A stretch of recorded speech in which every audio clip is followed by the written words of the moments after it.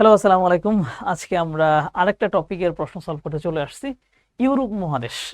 Europe মহাদেশের অংশ থেকে বিভিন্ন সময় নানান ধরনের প্রশ্ন আসে, বিশেষ করে বিশ্ব রাজনীতির মাঠে বা অর্থনৈতিক ঘটনাগুলোর সাথে কিন্তু ইউরোপের দেশগুলো সারা বছরই কোনো না কোনোভাবে জড়িত থাকে।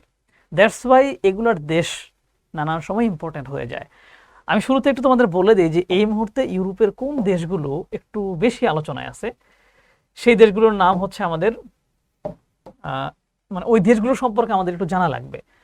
ঠিক আছে, যেমন হচ্ছে রাশিয়া আর ইউক্রেন তো হচ্ছে এখন আলোচনায় আছে, সো এই দুটা তো আমরা জানবই। হুম, এর পাশাপাশি আর কে আছে আহ, এই মুহূর্তে? আসলে দেখো, এই দুটা তো বেশ কিছুদিন আগের থেকেই গুরুত্বপূর্ণ হয়ে আছে এবং এখান থেকে প্রশ্ন ইতিমধ্যে চলেও আসছে। এছাড়া ধরো তুরস্ক ইম্পর্টেন্ট থাকে বিভিন্ন সময়। তারপরে হচ্ছে এখন দেখতে হবে তোমাদের পরীক্ষার আগে আগে এর ভিতরেই যুক্তরাজ্য, সরি জার্মানি ইম্পর্টেন্ট থাকে। হুম, জার্মানি কিন্তু বেশ ইম্পর্টেন্ট থাকে, এখান থেকে কিছু না কিছু হয়ে আসে। ফ্রান্স ইম্পর্টেন্ট থাকে। এগুলো পাশাপাশি চলমান সময়ে একটু পত্র পত্রিকা খেয়াল রাখলে বুঝতে পারবা যে কোন দেশটা একটু আলোচনায় আছে। ওই দেশটা নিয়ে একটু জানাশোনা করবা, তাহলে প্রশ্ন কমন পড়ে যাবে। সো আজকে এখানে আমরা দেখবো যে এর আগে বিভিন্ন সময় যারা আলোচনায় ছিল সেখান থেকে কেমন টাইপের প্রশ্ন আসছে ওইটা একটু আমরা দেখবো। এখান থেকে কিন্তু কিছু আবার ক্লাসিক প্রশ্ন আছে যেগুলো যে কোনো সময় চলে আসে, এগুলো তো জানতেই হবে। যেমন এই প্রশ্নটাই, নিচের কোনগুলো স্ক্যান্ডিনেভিয়ান দেশ হিসেবে পরিচিত? স্ক্যান্ডিনেভিয়ান, আমি একটা সূত্র শিখাইছিলাম, ফিডে আ শুন, Finland, Denmark, Iceland, sorry Iceland নাকি, ফিনল্যান্ড, ডেনমার্ক, আইসল্যান্ড, সুইডেন আর হচ্ছে নরওয়ে।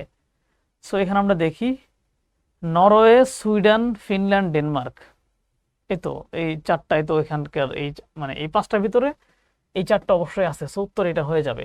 বাকিগুলোর ভিতরে দেখো, এখানে রাশিয়া ঢুকে গেছে, এটা বাদ। তুরস্ক ঢুকে গেছে, এটাও বাদ। ইতালি, জার্মানি, এরা তো বাদ হবেই। নিচের গুলো তো এমনিতেই বাদ, এই দুটো এমনিতেই বাদ, শুধু একটা করে দেশ আছে। ওকে, তার মানে এইটা, যেমন এই যে Finland, Denmark, Iceland, Sweden, Norway, এগুলা হচ্ছে স্ক্যান্ডিনেভিয়ান দেশ, ইউরোপ মহাদেশের একেবারে উত্তর দিকে। এখানে 6 মাস দিন 6 মাস রাত এরকম থাকে। জলবায়ু কন্যা গ্রেটা থুনবার্গ কোন দেশের নাগরিক? জলবায়ু কন্যা গ্রেটা থুনবার্গ তিনি কোন দেশের নাগরিক? নেদারল্যান্ড না সুইডেন? তিনি হচ্ছে সুইডেনের নাগরিক। জলবায়ু কন্যা গ্রেটা থুনবার্গ সুইডেনের নাগরিক। গ্রেটা থুনবার্গ জলবায়ু পরিবর্তন এবং প্রাণ এবং প্রকৃতি ধ্বংসের বিরুদ্ধে লড়াইয়ে বিশ্বব্যাপী আন্দোলন সৃষ্টি করে জলবায়ু কন্যা হিসেবে পরিচিতি লাভ করেছেন। পৃথিবীর প্রথম কল্যাণ রাষ্ট্রের নাম হচ্ছে সুইডেন। আর একটা তথ্য দিয়ে দিছে, কোন দেশকে হাজার হ্রদের দেশ বলা হয়? হাজার হ্রদের দেশ বলা হয় ফিনল্যান্ডকে। Yes, Finland. তোমরা হচ্ছে তোমাদের পরীক্ষা শেষ হওয়ার পরে ফিনল্যান্ড লিখে হচ্ছে ইউটিউবে সার্চ করবা, দেখবা 4K কিছু ভিডিও আসবে। এত চমৎকার একটা দেশ, শুধু আমার দেখতেই মন চায়। এখানে বিভিন্ন হ্রদ, খাল এরকম গুলো আছে। হাজার হ্রদের দেশ বলা হয় হচ্ছে ফিনল্যান্ডকে। আরো কিছু জিনিস এখানে দেয়া আছে। ধীবরের, ধীবর মানে হচ্ছে কি? জেলে। ধীবরের দেশ বলা হয় হচ্ছে নরওয়েকে। সুইডেনকে বলা হয় ইউরোপের সমিল, মানে প্রচুর কাঠ এখান থেকে বেরোয় আসে। ইউরোপের ক্রীড়াঙ্গন নামে পরিচিত হচ্ছে সুইজারল্যান্ড, বড় বড় মাঠ আছে সুইজারল্যান্ডে। সর্বপ্রথম জাতীয় পতাকার প্রচলন শুরু হয় কোন দেশে? সর্বপ্রথম কোন দেশে জাতীয় পতাকার ব্যাপারটা হচ্ছে শুরু হয়? কোথায় এটা? ডেনমার্কে। এগুলো আমার মনে থাকে না, হ্যাঁ, এগুলো একটু তুলনামূলক কম মনে থাকে আমার। সো আমি একটু দেখে দেখেই বলবো প্রয়োজনে, বাট তোমাদের মনে রাখতে হবে। সর্বপ্রথম জাতীয় পতাকার প্রচলন শুরু হয় হচ্ছে ডেনমার্কে। ওকে, এটা কত সালে? 1228 সালে। আজারবাইজানের রাজধানীর নাম কি? এটা আবার আমি জানি, আজারবাইজানের রাজধানীর নাম হচ্ছে বাকু। আজারবাইজান কোথায়? ইউরোপে। এটা হচ্ছে মাঝখানে কয়েকবার করে আলোচনায় আসছিল আর্মেনিয়া এবং আজারবাইজানের যুদ্ধকে কেন্দ্র করে, বুঝতে পারছো? সো আজারবাইজানের রাজধানীর নাম হচ্ছে বাকু। আজারবাইজানের রাজধানীর নাম বাকু। উজবেকিস্তানের রাজধানীর নাম হচ্ছে তাসখান্দ। উজবেকিস্তানের রাজধানীর নাম হচ্ছে তাসখান্দ। এই তাসখান্দে 1965 সালে ভারত পাকিস্তানের যে যুদ্ধ হয়েছিল, এই যুদ্ধ থামানোর জন্য দুই দেশের ভিতরে চুক্তি হয়েছিল একটা, এই তাসখন্দে বসে। ওই চুক্তিকে বলা হয় তাসখন্দ চুক্তি।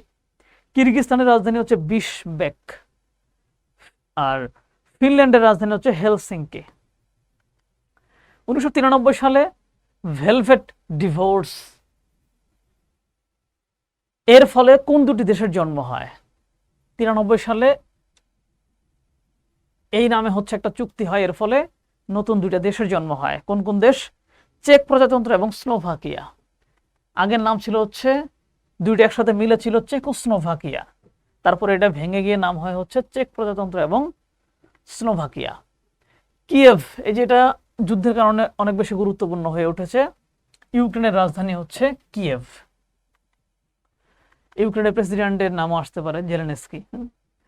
কোন বিখ্যাত নেতার মরদেহ এখনো সংরক্ষণ করা আছে? ভ্লাদিমির ইলিচ লেনিন, রাশিয়ার বা সোভিয়েত ইউনিয়নের বিখ্যাত সমাজতান্ত্রিক নেতা ভ্লাদিমির ইলিচ লেনিন, তার মরদেহ এখনো সংরক্ষণ করে রাখা আছে। রোজাটম যে দেশের জাতীয় পরমাণু সংস্থা? রোজাটম রাশিয়ার জাতীয় পরমাণু সংস্থা, রোজাটম। ওকে। কার সম্বন্ধে মার্গারেট থ্যাচার উক্তি করেন যে এই লোকের সাথে আমরা কাজ করতে পারি? মার্গারেট থ্যাচার হচ্ছেন একজন সাবেক ব্রিটিশ প্রধানমন্ত্রী, যাকে আয়রন লেডি বলা হয়। কি বলা হয়? Iron lady. কেন বলা হয়? কারণ আর্জেন্টিনার একটা দ্বীপ আছে, হ্যাঁ, আর্জেন্টিনার একটা দ্বীপ আছে, ফকল্যান্ড দ্বীপ। এই ফকল্যান্ড দ্বীপের মানে মালিকানা নিয়ে এইখান থেকে ব্রিটেনের প্রধানমন্ত্রী মার্গারেট থেচার এইটা দখল করার জন্য আর্জেন্টিনার সাথে ব্যাপক যুদ্ধে লিপ্ত হয়। এই যুদ্ধে আর্জেন্টিনার যেহেতু একেবারে কাছে, সো ব্রিটেনেরও বহুত সেনাবাহিনী মারা যায় এবং এখানকার সাধারণ মানুষ, বহুনা যারা বাস করতো, এরাও মারা যায়, গণহত্যা চলে বলা যায়। সো এত কিছুর পরেও তিনি হচ্ছে হাল ছাড়েন নাই, এইটাকে তিনি দখল করেই ছাড়ছেন। এই যে তার একটা শক্ত মানসিকতা, এই জন্য তাকে আয়রন লেডি বলা হয়। তো এই আয়রন লেডি মার্গারেট থেচার একটা উক্তি করছেন, এই লোকের সাথে আমরা কাজ করতে পারি। এটা কার সম্পর্কে করেছিলেন তিনি? এটা করেছিলেন তিনি হচ্ছে মিখাইল গর্বাচেভকে নিয়ে, সম্ভবত। হ্যাঁ, মিখাইল গর্বাচেভকে নিয়ে। মিখাইল গর্বাচেভকে নিয়ে তিনি বলেছিলেন এই লোকের সাথে আমরা কাজ করতে পারি। রাশিয়ান রেভলিউশন হয় কত সালে?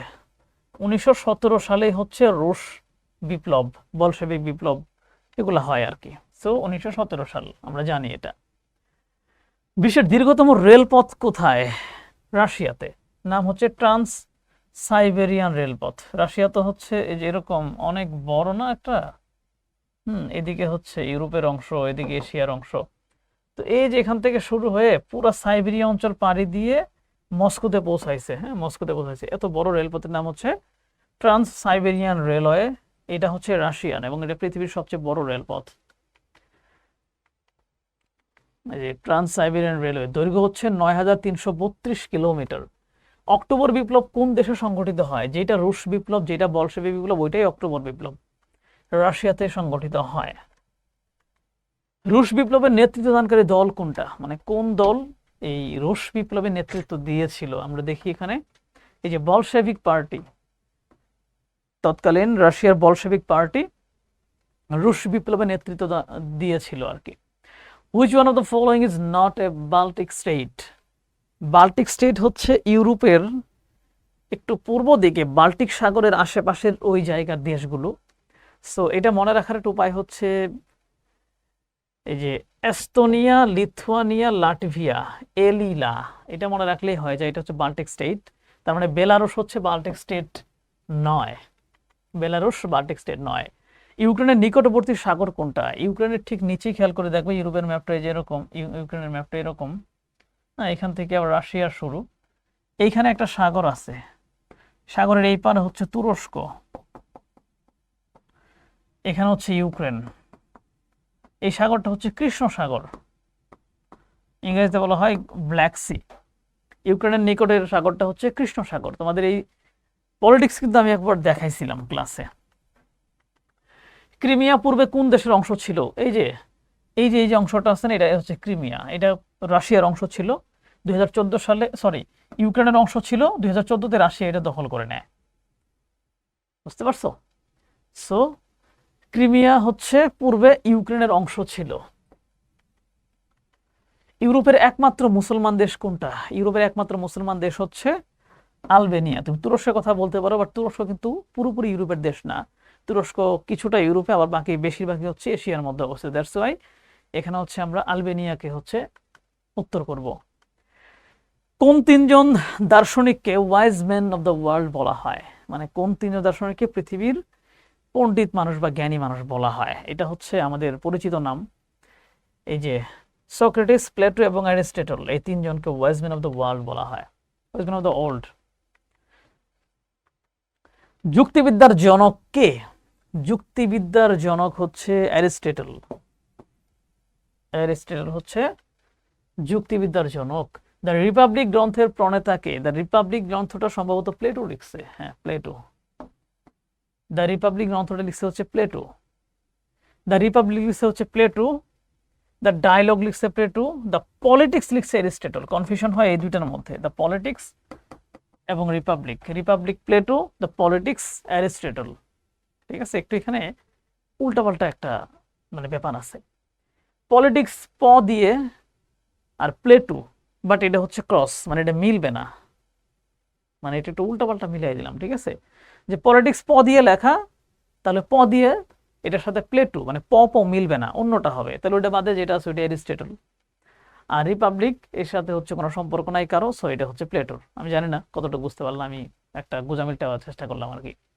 লাইসিয়াম শিক্ষা কেন্দ্রের প্রতিষ্ঠাতা কে? লাইসিয়াম হচ্ছে কে? সক্রেটিস না অ্যারিস্টটল? অ্যারিস্টটলই তো হওয়া উচিত। অ্যারিস্টটল। অ্যারিস্টটল। লাইসিয়াম। হ্যামলক কি ধরনের গাছ? গুল্ম জাতীয় উদ্ভিদ, যেটা একটু বিষাক্ত টাইপের, এটার থেকে বিষ বানায় বা এটা লতা হচ্ছে পান করায় কাকে মারা হয়? সক্রেটিসকে মারা হয়েছিল। গ্রিক এবং গ্রিস শব্দ দুটি যথাক্রমে, গ্রিস হচ্ছে দেশ, গ্রিক হচ্ছে ভাষা এবং জাতি, যেটি বলা যেতে পারে। তার মানে প্রথমটা মিলে যায়, দেশ ও জাতি। দেশ ও জাতি। পার্থেনন মন্দির কোথায় অবস্থিত? এটা তো গ্রিসে অবস্থিত। পার্থেনন একটু প্রাচীন কাল থেকে অনেকগুলো প্রশ্ন এখানে আমরা দেখতে পাইলাম। পার্থেনন গ্রিসে অবস্থিত। সব জ্ঞানীদের গুরু বলা হয় কাকে? সক্রেটিসকে বলা হয় হচ্ছে সব জ্ঞানীদের গুরু। ওকে। আয়ারল্যান্ডের রাজধানীর নাম কি? আয়ারল্যান্ডের রাজধানীর নাম হচ্ছে ডাবলিন। আয়ারল্যান্ডের রাজধানীর নাম ডাবলিন। ওকে, আয়ারল্যান্ডের রাজধানী ডাবলিন। উত্তর আয়ারল্যান্ডের রাজধানী হচ্ছে বেলফাস্ট। স্কটল্যান্ডের রাজধানী গ্লাসগো। ইংল্যান্ডের রাজধানী লন্ডন। একজন রাজনীতিবিদ কিন্তু সাহিত্যে নোবেল পুরস্কার পেয়েছিলেন, এটাকে, এটা তুমি জানার কথা। Winston Churchill. দ্বিতীয় বিশ্বযুদ্ধ চলাকালীন সময় তিনি ব্রিটেনের প্রধানমন্ত্রী ছিলেন। তিনি রাজনীতিবিদ হওয়ার পরেও তিনি সাহিত্যে নোবেল পুরস্কার পেয়েছিলেন। ওকে, স্কটল্যান্ডের মানে স্কটল্যান্ড ইয়ার্ড, এইটা কোথায় অবস্থিত? এটা হচ্ছে লন্ডনে অবস্থিত। স্কটল্যান্ড ইয়ার্ড মূলত লন্ডনে অবস্থিত। ব্রিটিশ পার্লামেন্টের আরেকটা নাম কি? ব্রিটিশ পার্লামেন্টের আরেকটা নাম হচ্ছে হাউস অফ লর্ডস, যেখানে লর্ডরা বসেন, এটাকে বলা হয় হাউস অফ লর্ডস। ব্রিটিশ পার্লামেন্টের আরেকটা নাম। যুক্তরাজ্যের অর্থমন্ত্রীর সরকারি পদবি কি? যুক্তরাজ্যের অর্থমন্ত্রী একটা আলাদা পদবি আছে ওই দেশে। শোনো, পৃথিবীর গুরুত্বপূর্ণ দেশগুলোতে তিনজন সরকারের মানুষ অনেক বেশি গুরুত্বপূর্ণ ভূমিকা পালন করেন। একজন হচ্ছেন যিনি প্রধানমন্ত্রী থাকেন, যদি সেই দেশটা প্রধানমন্ত্রী শাসিত হয় বা মন্ত্রী পরিষদ শাসিত হয়। আর যদি রাষ্ট্রপতি শাসিত হয় তাহলে তো রাষ্ট্রপতি অনেক ক্ষমতাবান, তিনি অনেক গুরুত্বপূর্ণ হবেন। এই সরকার প্রধান দুইজন ছাড়া পররাষ্ট্রমন্ত্রী এবং অর্থমন্ত্রী খুবই গুরুত্বপূর্ণ। সো অনেক দেশে এদের আলাদা করে পদবিও আছে। যুক্তরাজ্যের অর্থমন্ত্রীর সরকারি পদবি হচ্ছে চ্যান্সেলর অফ এক্সচেকার। এইটা। পৃথিবীর প্রথম সংসদীয় গণতন্ত্রের দেশ কোনটা? সংসদীয় গণতন্ত্রের দেশ হচ্ছে ব্রিটেন। সংসদীয় গণতন্ত্র জিনিসটা কি? একটা সংসদ থাকবে, নির্বাচিত মানুষজন এখানে এসে বসবে, তাদের ভেতর থেকে একটা ছোট্ট মন্ত্রী পরিষদ হবে, এরাই সারা দেশটা পরিচালনা করবে। এদের ভিতরে একজন থাকবেন প্রধান, তাকে প্রধানমন্ত্রী বলা হবে। আর রাষ্ট্রপতির ক্ষেত্রে কি হয়? জনগণ রাষ্ট্রপতি নির্বাচন করে দেয়, আবার আলাদা সরকার গঠন করে। তো এরা এদের মতো চালায়, রাষ্ট্রপতি নিজের মতো করে সব চালায়। ব্রিটেন। নিম্নের কোন দেশটির সংবিধান অসংকলিত? আমরা জানি যুক্তরাজ্যের সংবিধান হচ্ছে অলিখিত এবং অসংকলিত। কোন শহরে প্রথম মেট্রো রেল চালু হয়? ওই তো লন্ডন শহরেই তো প্রথম চালু হয়, লন্ডনেই প্রথম মেট্রো রেল চালু হয়, যেটা এখন ঢাকাতেও আছে। লুভর মিউজিয়াম কোথায় অবস্থিত? লুভর মিউজিয়াম হচ্ছে প্যারিসে অবস্থিত, পৃথিবীর একটা বিখ্যাত মিউজিয়াম, এমন কিছু নাই যেখানে না আছে। Okay, the museum of Louvre, French ভাষায় বলা হয়, ফ্রেঞ্চ ভাষা যারা জানে তারা এটা বলতে পারবে। পৃথিবীর সবচেয়ে প্রাচীন জাদুঘরগুলোর মধ্যে এটা অন্যতম। স্টিফেন হকিংস একজন পদার্থবিদ, তাই না? পদার্থবিদ। গ্রিনিচ মান সময়ের সঙ্গে কোন শহরের সময়ের ব্যবধান নেই?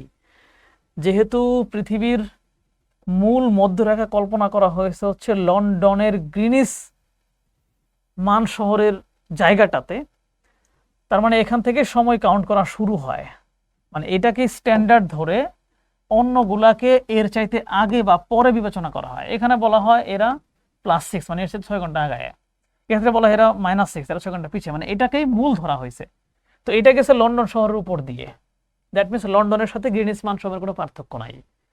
কোন দেশের ডাক টিকিটে সে দেশের নাম লেখা থাকে না?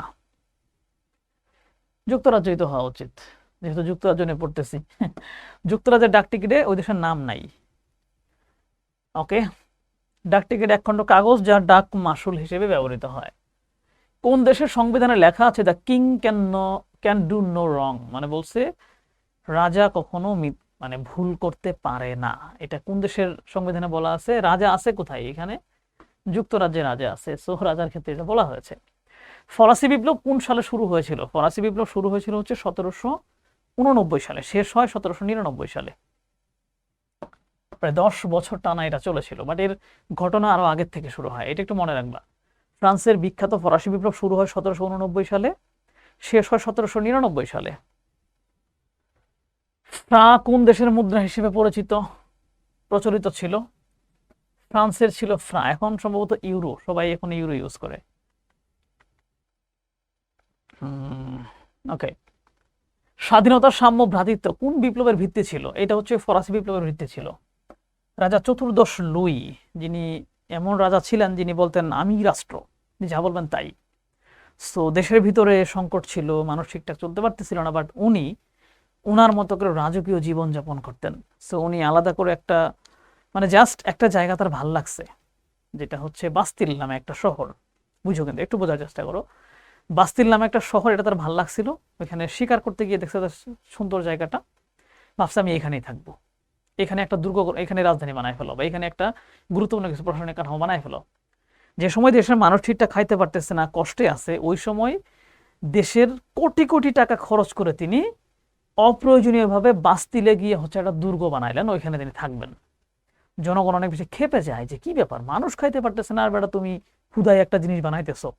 সো রুশো, ভলতেয়ার, বিখ্যাত লেখকরা বড় বড় লেখা লিখতে থাকেন, মানুষকে উজ্জীবিত করতে থাকেন, এবং 1789 সালে গিয়ে স্বাধীনতা, সাম্য, ভ্রাতৃত্ব এই কথাগুলোর উপর ভিত্তি করে একটা বিপ্লব শুরু হয়। বাস্তিল দুর্গের পতন ঘটে 1799 সালে গিয়ে, নতুন ব্যবস্থা চালু হয় সেখানে, বুঝতে পারছো? সেটা হচ্ছে ফরাসি বিপ্লবের। Man is born free but everywhere is in chain, এটা হচ্ছে ওই যে ফরাসি বিপ্লবের উৎসাহদাতা বা পরিচালনাকারী লেখালেখি করছে জ্যাজেক রোসো, তার একটা বই আছে, সেই বইয়ে হচ্ছে তিনি প্রথম লাইনটি এটা লিখছেন যে man is born free but everywhere is in chain, বলছে মানুষ স্বাধীনভাবে জন্মগ্রহণ করে কিন্তু প্রত্যেকটা জায়গায় সে শৃঙ্খলিত থাকে, নিয়মের বেড়াজালে আটকে থাকে। ওকে, এই বইয়ের নাম হচ্ছে দ্য সোশ্যাল কন্ট্রাক্ট বা সামাজিক চুক্তি।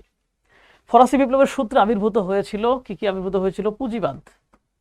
ফরাসি বিপ্লবের এইটার ভিতর দিয়ে সাম্য, স্বাধীনতা, ভ্রাতৃত্বের ভিতর দিয়ে ধীরে ধীরে পুঁজিবাদের ব্যাপারটা হচ্ছে অনেক বেশি ডেভেলপ করে।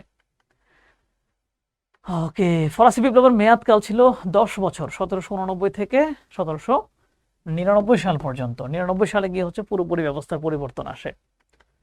ফ্রান্সে নেপোলিয়ন বোনাপার্ট ক্ষমতায় এসেছিলেন কোন সালে? 1799 যখন শেষ হয়ে গেল ফরাসি বিপ্লব, তারপরে নেপোলিয়ন বোনাপার্ট ক্ষমতায় আসেন 1799, এবং তিনি এসে আসলে আবারও এরকম এক না একটা শাসক হয়ে যান, যুদ্ধ টুদ্ধ করে একাকার অবস্থা, পরে তার বিপক্ষে আবার মানুষ কথাবার্তা বলতে থাকে। কোন রাষ্ট্রটি জাতিসংঘের সদস্য নয়? আমরা জানি ভ্যাটিকান সিটি জাতিসংঘের সদস্য নয়, বাকিগুলো সবাই সদস্য। আমি রাষ্ট্র উক্তিটি কার? ওই যে চতুর্দশ লুই, ফ্রান্সের রাজা চতুর্দশ লুই বলছিলেন আমি রাষ্ট্র, কারো কথা শুনবো না, আমি যা বলবো তাই। নিচের কোন শহরকে ফ্যাশন ডিজাইনের সূতিকাগার বলা হয়? ফ্যাশন ডিজাইনের সূতিকাগার বলা হয় কোনটা? প্যারিস না মিলান? প্যারিস, বাপরে বাপ। প্যারিসকে বলা হয় ফ্যাশন ডিজাইনারদের সূতিকাগার। হ্যাঁ, প্যারিস প্যারিস কিন্তু এই যে কসমেটিক্স পণ্য, ফ্যাশন টেশন এগুলোর জন্যই পুরো পৃথিবীতে বিখ্যাত। ঠিক আছে। ফ্রান্সের সরকার পদ্ধতি কোন ধরনের? ফ্রান্সের সরকার পদ্ধতি খুবই ইন্টারেস্টিং। ওরা আমেরিকা যুক্তরাষ্ট্রের যে সরকার পদ্ধতি ওইটা অর্ধেক নিছে, বাকি অর্ধেক নিছে হচ্ছে যুক্তরাজ্যের বা ব্রিটেনের থেকে। সো এই দুইটার মিক্স ঘটাইছে, বুঝতে পারছো? তাই এটা হচ্ছে আধা রাষ্ট্রপতি শাসিত বলা হয়। মূলত রাষ্ট্রপতি সবকিছু দেখভাল করেন, বাট ওনার ক্ষমতাও পুরোপুরি না, ওই বাইডেনের মতো এরকম না, একটু কম আছে। অসম্ভব শব্দটি আছে শুধু মূর্খের অভিধানে, এটি কার উক্তি? এটা হচ্ছে নেপোলিয়ন বলছিলেন। নানান জায়গায় শুধু শুধু যুদ্ধ করতেন, কেউ বাধা দিলে বলতো যে, কেউ যদি বলতেন যে এটা অসম্ভব, অসম্ভব শুধু মূর্খদের মধ্যে আছে, এই কথা বলে তিনি রাশিয়াতে আক্রমণ করতে গেছিলেন, ধরা গায়ে আসছে। ঠিক আছে, এখানে হেরে গেছে। ওকে, কোন লেখকদ্বয়ের লেখনী ফরাসি বিপ্লবকে অনুপ্রাণিত করেছিল? ওই যে বলে ফেলছি, রুশো এবং ভলতেয়ার, এদের লেখা ফরাসি বিপ্লবকে অনেক বেশি অনুপ্রাণিত করেছে। এখনকার যুগে যেমন ভিডিও বার্তা অনুপ্রাণিত করে, তখন তো ভিডিও বার্তা ছিল না, লেখার মাধ্যমে মানুষকে অনুপ্রাণিত করেছে। ওকে, রুশোর বইয়ের নাম কি? The social contact. মন্টেস্কুনি the spirit of laws. Charles Dickens লিখছে a tell of two সিটিজ। Okay, Bastille দুর্গের পতন যে দেশের ইতিহাসের সঙ্গে জড়িত? ওই যে বলছিলাম বাস্তিল দুর্গ কোনটা? ফরাসি বিপ্লবের রাজা চতুর্দশ লুই তিনি কি করছিলেন, নিজের থাকার জন্য একটা দুর্গ বানাইছিলেন বাস্তিল শহরে গিয়ে। সো ওই দুর্গটা মানুষ ভেঙে ফেলছিল।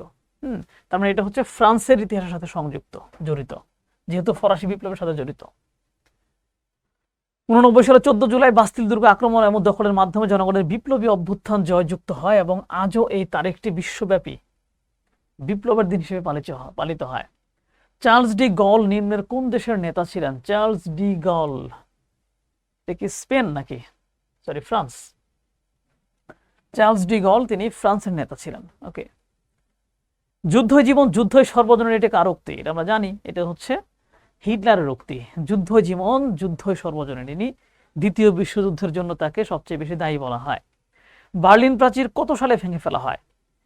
1961 সালে। জার্মানির পূর্ব এবং পশ্চিম এই দুই জার্মানি, পূর্বটা হচ্ছে রাশিয়াপন্থী ছিল মানে সোভিয়েতপন্থী, আর পশ্চিমটা ছিল হচ্ছে আমেরিকাপন্থী বা ওয়েস্টার্নপন্থী। এই দুইটার ভিতরে একটা দুর্গ করে তোলা হয়, মানে একটা প্রাচীর মানে দেয়াল তুলে দেওয়া হয় 1961 সালে। তারপরে যখন সমাজতন্ত্রের পতন ঘটে সোভিয়েত ইউনিয়নের 1991 সালে, তখন এইটা ভেঙে ফেলা হয়। সো 1991 সালে যখন, সরি ভেঙে ফেলছে মনে হয় 93, সরি 89 সালে ভেঙে ফেলছে। আচ্ছা আচ্ছা, এটা আমার খেয়াল ছিল না, দেখি আসলেই নির্মাণ করা হয় হচ্ছে 61 সালে, ভাঙা হয় হচ্ছে 1989 সালে।